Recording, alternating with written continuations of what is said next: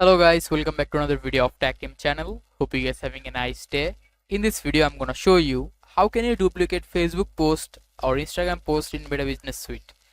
So guys, at first just go to your Meta Business Suite, and after that in the left side you can see content. Click on this content, and after that here you can see the post here. Click on the three dot of this post or any of the post that you want to duplicate, and click on duplicate post. And after that here you can see you can add photo, add video, you can add use template.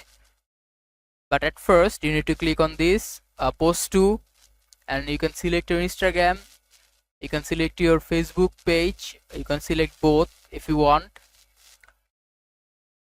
You can schedule date and time if you click on this.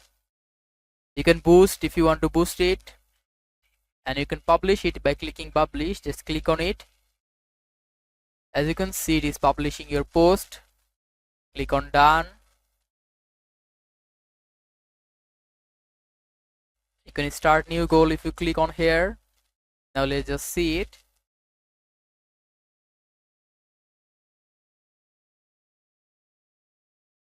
As you can see, it has been duplicated. So guys, that's how you can do it. Hope you find this video helpful.